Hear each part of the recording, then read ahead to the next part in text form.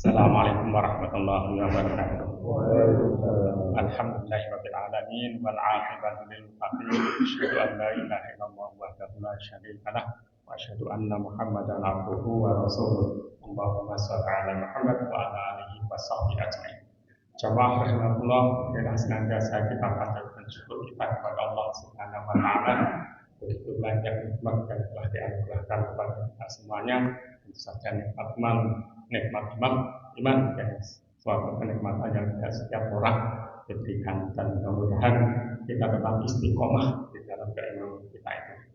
Jamaah rahimakumullah, biasanya di dalam bulan Syawal awal dan peningkatan itu selalu diinjau kira-kira apa saja sih yang selama ini telah kita lakukan dan semoga juga telah kita capai, kita gapai selama bulan Ramadan itu bisa berlanjut di bulan Syawal dan bulan berikutnya. Kalau kita lihat setelah Syawal kan Zulqa'dah, Zulhijjah itu kan bulan di mana dilaksanakannya ibadah haji. Itu saja kan fokus kita barangkali kan yang bisa beribadah haji itu tidak banyak, sekian persen dari sekian banyak penduduk umat Islam dunia.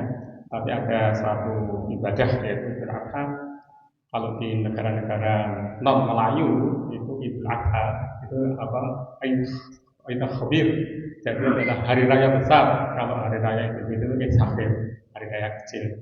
Kalau kita renungkan maknanya memang lebih pas gitu. Jadi kan ada fenomena ada suatu ibroh pengorbanan dari Nabi Ismail dan juga ayahnya Rasulullah Nabi Ibrahim alaihissalam dalam melaksanakan perintah Allah yang meskipun tidak masuk akal itu ciptaan Allah diberikan oleh Allah kepada kita dengan segala kelengkapannya, apalah takarun, apalah takarun dan sebagainya. Tapi toh pada saat Nabi Ibrahim diperintahkan untuk melakukan sesuatu itu tidak masuk akal apabila dilaksanakan. Jamaah rahimahullah, di dalam bulan Ramadan itu kan pada khususnya pada 10 hari terakhir bulan Ramadan itu kan sangat populer surat ke-97 yang sering dibacakan, yaitu surat Inna anzalnahu fi lailatul qadar. Biasanya saya juga membaca itu hu dan fi itu saya sambung, ternyata itu maknanya jauh. Jadi inna anzalnahu itu sesungguhnya Allah telah menurunkan hu fi lailatul qadar, di dalam malam qadar. Hu di sini itu apa? Ini kan ulama sebenarnya kan penasaran.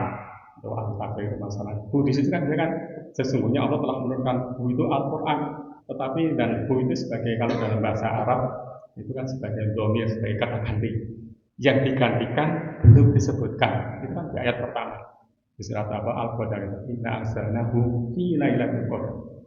Nah, itu ketersembunyian dari suatu tafsiran yang menarik. Kenapa sesuatu yang belum disebutkan langsung digantikan oleh perkataan yang ini? Nah, ulama menampilkan bahwa dari segi ilmu balaghah ya, bahasa Arab itu kan bahasa yang sangat komplit ya. Karena itu kan tidak sedikit para peneliti barat melihat bahasa Arab yang dituliskan di Al-Quran itu berbeda dari bahasa Arab sehari-hari. Meskipun ada beberapa kata yang juga digunakan dalam bahasa perbuatan Arab itu bahasanya sangat indah. Karena ada ilmu balaghah, karena ini ada ilmu nahwu itu tata bahasa itu umum. Setiap bahasa itu punya tata bahasa Indonesia punya, bahasa Sunda punya, bahasa Inggris punya, bahasa Arab punya nahwu. Tapi ada balaghah ini yang mungkin sangat spesial untuk bahasa-bahasa daerah Arab Arabia yang digunakan untuk menurunkan kitab suci. Nah, di dalam ilmu balaghah itu dinyatakan sebagai suatu dhamir, kata ganti. Sebetulnya kalau secara ilmu nahwu itu kata ganti, tapi kata ganti yang punya tujuan khusus itu balaghah itu.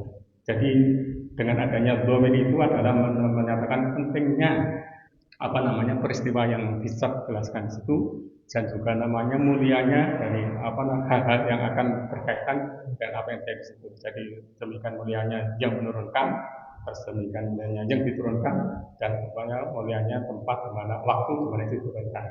Nah, jamaah rahimahullah, di dalam tafsiran bahasa Indonesia, dhamir itu juga dikatakan sebagai sesuatu yang tersembunyi. Yang tersembunyi itu apa? Qalbu. Jadi qalbu kita itu kan tersembunyi untuk kita masing-masing. Suami istri pun dalam hatinya seorang istri itu suami nggak tahu, mungkin ya sedikit aja tahu. Sebenarnya istri tidak tahu apa yang ada di dalam hatinya suami, anak-anak sama. Tidak semuanya bisa terungkap, tidak semuanya bisa diungkap dan sebagainya. Nah, sekarang kalau hikmahnya apa? Nah, dengan demikian pada saat malam tersebut, seringkali dengan sebagai malam Lailatul Qadar, Allah itu menurunkan Quran itu secara dhamir ke dalam kalbu. Nah, itu masuk akal pada saat surat Al-Alaq itu turunkan kepada Rasulullah, itu kan masuk ke dalam kalbu. Kalbu itu kombinasi antara pemikiran, logika, dan perasaan. Jadi perasaan yang bersifat dengan hati dan logika yang kemudian bisa mendukung apa-apa yang tersimpan di dalam perasaan.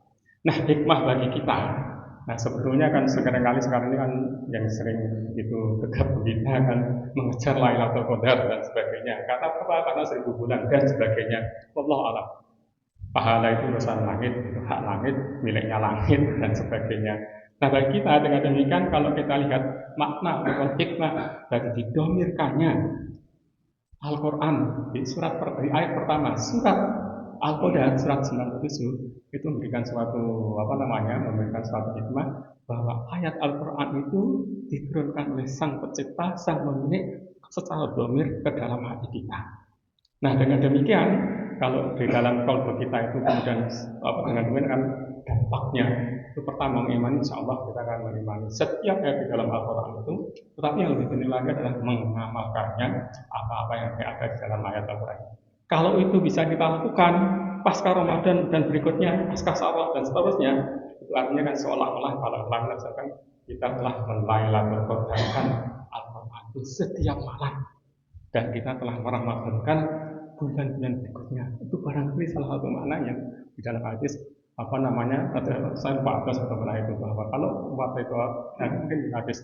Jadi kalau umatku itu atau kalau umat orang Islam itu tahu bahwa keagungan bulan Ramadan, ya ini sepanjang tahun Ramadan. Jadi kita mendomirkan, memasukkan setiap ayat Al-Quran itu ke dalam kalbu kita. Kalbu itu kesempatan yang paling kuat, dan kemudian pada akhirnya kita akan mendapatkan Lailatul Qadar setiap malam. Itulah barangkali rahasia bahwa pahala itu urusan lain. Billahi taufiq wal hidayah. Wassalamualaikum warahmatullahi wabarakatuh. Waalaikumsalam.